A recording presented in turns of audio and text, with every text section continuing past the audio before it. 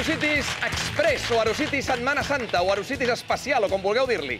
Tenim un munt d'històries de la tele, Triletúlia, Cortelera, fantasies eròtiques sexuals amb Roser Amills, molts famosos relacionats amb la vida social, d'altres grans artistes, grans pensadors, escriptors, personatges històrics, gent contemporània, però amb un denominador, que és la fantasia eròtica. 1001 fantasies eròtiques amb Roser Amills. Fora aplaudiments. Roser, benvinguda. Com anem?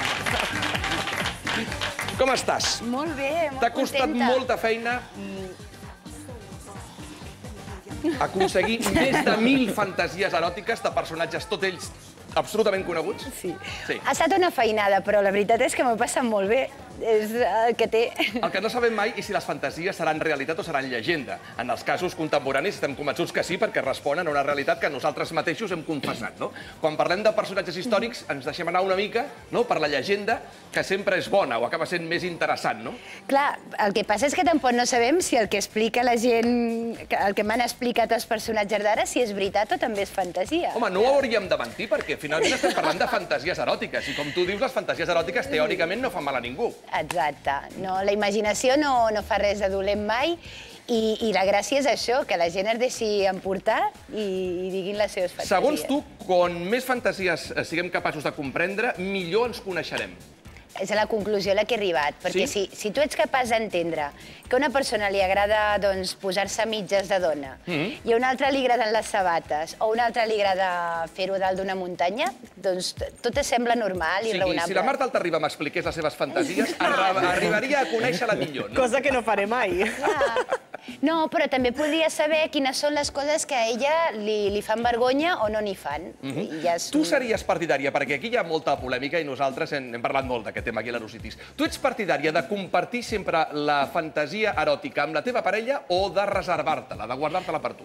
Va bé no explicar-ho tot, però en general. El que passa és que també n'hi ha que hem de ser una mica intel·ligents i pensar que hi pot haver conflicte. I si tens una nòvia baixeta rosseta i li dius que t'agraden les brasilenyes de 2 metres, ella pot sentir-se una mica de... Què m'està dient? Cal recordar, però, que la fantasia no sempre s'ha de portar a la realitat. Es pot quedar sempre amb una fantasia. Hi ha fantasies que són com una... no sé si com un preludi del que pot ser després un desig sexual o una realitat sexual, i d'altres que no. Sí, i a més algunes és millor no portar-les a la realitat perquè... Per si deceben, no? És que hi ha sorpreses, Parlant, hem vist a Madonna. Madonna surt al llibre. I és una dona molt activa sexualment. Bueno, i tenim una altra cosa en comú, que és que de certs temes no es pot parlar en horari protegit. Mira, m'agrada que a la Madonna també li passi... Però a tu et sembla que realment un espot com aquest ha de ser prohibit avui? Jo penso que no, però la gent, si protesta i rondina, doncs per alguna cosa deu ser. Els personatges històrics, els famosos d'abans, eren més actius sexualment que els d'ara o no? N'hi ha molts que eren molt més moderns que la gent d'ara i n'hi ha que, la veritat, les coses que feien ja podrien servir d'exemple a tota la gent que es pensa que és molt desfermada i molt lliure. Tu aquí parles de personatges molt coneguts també de la premsa del cor, com per exemple Grace Kelly, i finalment no saps si el que volia era sexe o eren les maragdes. Sí, bueno, és que la gràcia aquí és veure que a ella el que li agradava era col·leccionar diamants, i llavors... Però això més que una fantasia, jo crec que és una realitat, ¿no? David, si finalmente te vas a la cama. Me encantaría esa fantasía. A cambio de un diamante, esto no es una fantasía. El diamante está ahí, ¿eh? Esto tiene otro nombre. Este es para siempre, ¿eh? Però ella li excita, llavors sí que és una fantasia per ella. Diu, he conseguido 5 diamantes esta setmana. Doncs mira. Tu te l'imagines tan activa com la descrius aquí, Roser, Grace Kelly? Perquè sembla que finalment s'ho feia amb tothom. Gent coneguda i no tan coneguda, potent i no tan potent, no? Bé, la gràcia de la Grace Kelly és que era molt discreta. Llavors ho sap aquest biògraf que vaig trobar jo que ho explicava, però no sap ningú més. Tothom pensa que era una bona nena. Home, feia una cara d'angelical, enamorada del príncep amb aquella història d'amor. Aquestes són les pitjors. I no parla. Ja hi conto. I de totes les fantasies que escrius al llibre, quina és la que més t'ha cridat l'atenció? Bueno, n'hi ha moltíssimes. La que m'ha cridat més l'atenció és la Catalina de Siena, que és una monja que la varen santificar i tot. que explicava que en somni se li havia aparegut la Verge amb Jesús a la maneta i li havia regalat Jesús un anell fet amb pell del prepuci. Això es pot explicar en horari protegit perquè, de fet, el papa ho accepta com una cosa santa. Vull dir, ella ho veia, no ho veia ningú més, Només ella ho veia. Però s'ha acceptat com una cosa Cada vegada que escolto ara la paraula prepuci, se marquem del cap Víctor Amela llançant els gossos. Víctor Amela li dedicarà un espai al seu prepuci. Cal recordar que la Roser Mills va compartir llibre amb Víctor Amela. El que passa és que has passat de les paraules d'amor a les fantasies eròtiques. Bé, tot va així. Finalment, és més fàcil parlar de l'amor o de l'erotisme i de la fantasia? Igual, perquè en els dos casos és amb un to lúdic i divertit. De les fantasies, la veritat és que li treus més partit. Per exemple, Gandhi dormia amb la neboda nua. Sí, ho feia per provar la seva resistència de no fer-li coses a la neboda. Bueno, i si no hagués pogut resistir, què? No ho sabem. És que jo crec que hi ha un terreny que tots hem d'acceptar i hem d'aprofundir, que és el de la fantasia, i un altre després és la realitat. Per exemple, tu parles de Woody Allen. En Woody Allen no queda molt clar què és fantasia i què és realitat. I si finalment és una realitat, és un perill. No és un perill, és un delicte. Home, està casat amb la seva filla, recordem. Que no és una la filla biològica. Però la filla és major d'edat. Però aquí estem parlant també d'altres fantasies amb menors, Sí. Almenys tu les descrius. Jo explico el que hi ha, jo no jutjo ningú. El que passa és que en els casos aquests, per exemple, de Gandhi, tots aquests, del que pecarien, des del meu punt de vista, perquè, a veure, hi ha diferents cultures on el matrimoni als 14 anys és una cosa vàlida i normal, i aquí a Espanya també passava. Però aquí el problema és que jo no sé què opinava la neboda. Sempre hi ha d'haver com un acord. Llavors, a mi em sembla, si la neboda, pobreta, ho aguantava com una pressió, com una obligació, una obligació, no està gens bé. Parles de Kennedy, també. Li encantaven les grolleries, amb Marilyn. I tenia la Marilyn preocupada, però estava preocupada perquè les grolleries els hi deia, en les trobades clandestines que tenien, amb com 7 o 8 guardaespatlles al voltant. Llavors ella el que li preocupava és, ho estan sentint tot. Però, en canvi, la grolleria era la manera que tenia d'excitar-se, clarament. Sí. Que això passa a molta altra gent, que parlin amb altres idiomes o...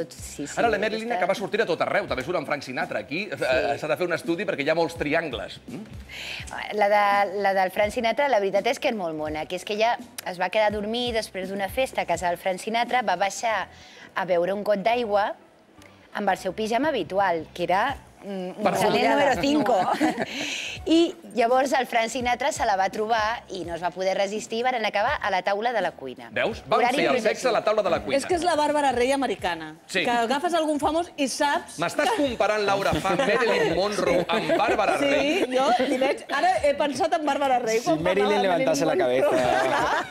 Si Marilyn levantara la cabeza, por el amor de Dios. No, la que pot estar contenta és la Bàrbara Rey. Sí, clar. Jo ho trobo molt bé. Bàrbara Rey no surt, però surten alguns personatges propers com Umbral, que Déu-n'hi-do l'Umbral, també, la imaginació que tenia, no? Sí, l'Umbral s'ho passava molt bé, i a més era molt sofisticat. Hi ha una fantasia que jo no coneixia que he après, que es diu psicrofília, que és que t'agradi veure tremolar a la teva parella. Com ho aconseguia? Despullant a les noies al carrer. Passaven fred. Clar, i a ell li agradava molt veure com tremolaven. Sí, però ell es posava amb això i també pensant en les calcetes que després no duia la noia pel carrer, que tenia moltes possibilitats, un ventall molt gran, no? Sí, de treure-li les calcetes, portar-les ella a la butxaca i seguir caminant pel carrer. Llavors saber que no ho sap ningú més que ell, que ella va sense calces. Ell era l'únic que sabia que la noia anava despullada sense calcetes pel carrer. I això, teòricament, o a la pràctica, l'excitava.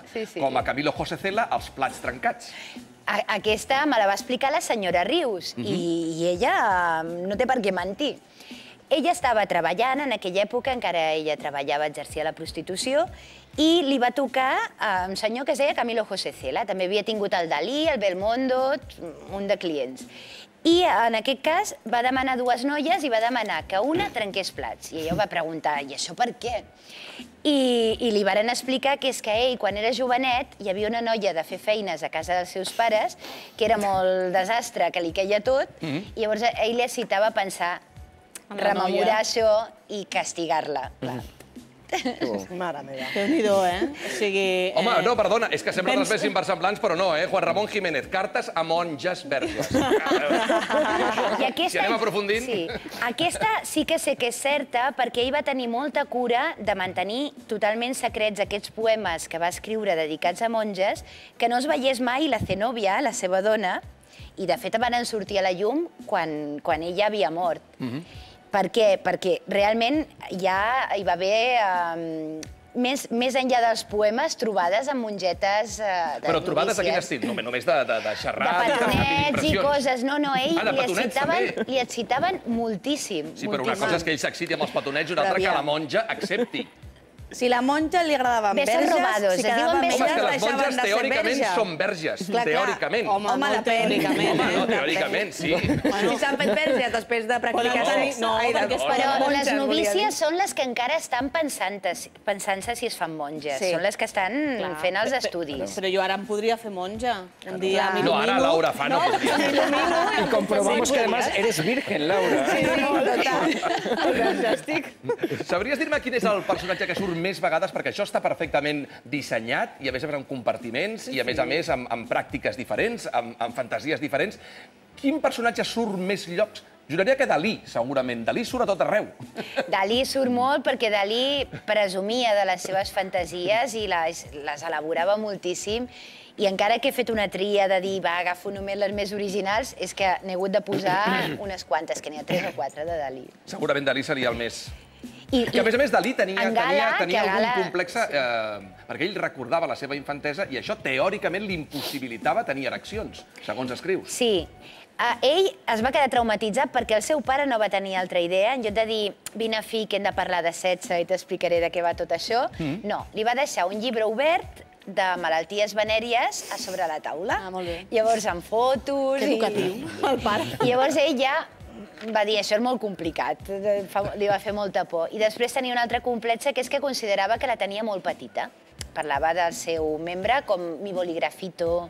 Amb un cert menyspreu cap al seu propi membre. Sí, ell considerava que era com una mena d'angelet. I si el boligrafito, a més, no creixia, llavors que ho tenia negre ja, el pobre, evidentment. Surt Berlusconi, surt David Bowie, que és dels pocs que es penedeix. Ell es penedeix d'haver parlat obertament de bisexualitat. Després dels anys considera que és un error, no? Jo ho he posat perquè, precisament, crec que la seva fantasia és pensar que ara pot fer un lavado d'imatge. A veure, ell en un moment va ser molt modern i va parlar de la seva bisexualitat o la seva curiositat, i el que és així com una mica de riure, que després se'n penedeixi i dius, bueno, a veure, això què és? Les fantasies demostren també les grans incongruències de la vida, com gent que es dedica bàsicament a perseguir homosexuals i que després gaudeix disfressant-se de dona o vestint-se de dona. Exacte. El cap de l'FBI tenia aquesta doble vida, que és precisament la que jo considero la doble vida dolenta, que és ser un hipòcrita. Això més que una fantasia era una realitat. Era una realitat. Aquest es dedicava a fer informes i alguns dels informes eren de risa, com per exemple, que aquí veus quin capet tenien ells, que pensaven que la música de l'Elvis afavoria que els joves tinguessin una vida libidinosa i orgies i que la liessin. I eren ells els que imaginaven tot això. També surten empresaris. El senyor Kellogg's... Ai, aquest és que és la bomba. Aquest senyor tenia una mania molt gran a que la gent es masturbés, fins al punt que va començar a investigar com erradicar això als Estats Units. Ell va fer uns estudis que, segons ell, l'alimentació era la principal causa de que la gent tingués ganes de masturbar-se. Llavors va inventar un esmorzar sa des del seu punt de vista, que són els Kellogg's. Yo les doy Kellogg's a mis hijos todas las mañanas. Me lo voy a plantear. Els Kellogg's d'aquella època devien tenir bromuro. Bromuro. Jo crec que els hi posava bromuro. Jo estava pensant en la gallina o alguna fantasia amb la gallina, però no, és directe. Descobrireu coses de Pamela Anderson, que sembla que té una afinitat per les imatges enregistrades i gravades. És un al·licient per ella saber que l'estan gravant, que l'estan enregistrant, i això forma part de la seva fantasia, no? I perdre després les cintes i que surtin publicades. Encara és més fantàstic. És genial. I després perdre la cinta. Home, mira, Paris Hilton també li va passar. També. Julio Iglesias, que segons la Roser va confessar que tenia la necessitat de practicar el sexe tot just abans de començar el concert, però que durant el concert ja pensava en la dona despullada que l'esperaria després a l'hotel. O sigui, ja havia un abans i un després. Julio Iglesias és com un conejito Duracell. Però això és motivació i la resta són tonteries, perquè estem al concert ja pensant en el de després. És que és molt heavy, eh? Saber que acabes de practicar el sexe 5 minuts abans del concert i que després ja la tercera cançó penses amb la dona que t'esperarà a l'hotel. S'empanaria d'haver parlat del tema. Clar. El que no sabrem mai és si formen part també de la llegenda dels personatges o no, però en qualsevol cas, Roser, és una feina que tu has contrastat amb assessors, amb gent del seu entorn i també amb llibres històrics, no? Sí, les cartes, ells són els que més ho han explicat, perquè el que passa és que molts no es podien resistir i ho acabaven explicant. Cartes íntimes, biografies, entrevistes, tot acaba sortint.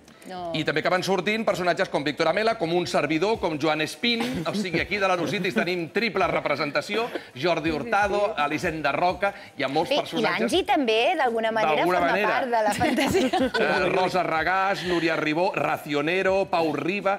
molts personatges contemporanis que també hem col·laborat a l'hora de facilitar-te les nostres fantasies. I molt generosos, perquè també és una manera... Mira, quan diu la Susana Griso al pròleg, la gràcia és que la gent expliqui aquestes coses perquè la imaginació no té res de dolent. I la de l'Alfons no ens explicarà? No, això és de comprar llibre.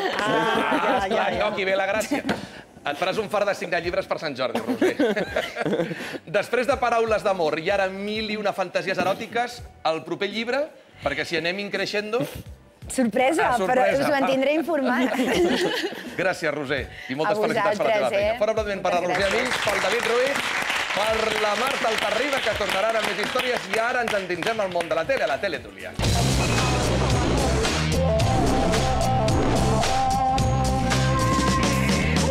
Don Víctor Amela, senyor Broques, senyor Espín, don Víctor, bienvenido. Hola. Buenas tardes, señores, ¿qué tal? ¡Hombre! ¿Cuánto tiempo? ¿Hoy qué es? ¿Miércoles? Miércoles. Sí. Estás desubicado, Es ¿no? que hoy no ha gritado, no ha dicho miércoles. Es que estoy desconcertado. Veiem unes imatges de la Roser Amills, viernes.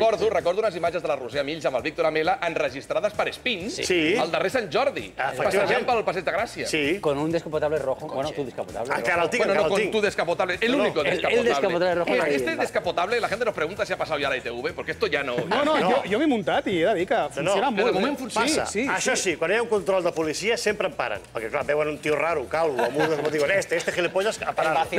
Calvo, sobre todo calvo. Sí. Com ens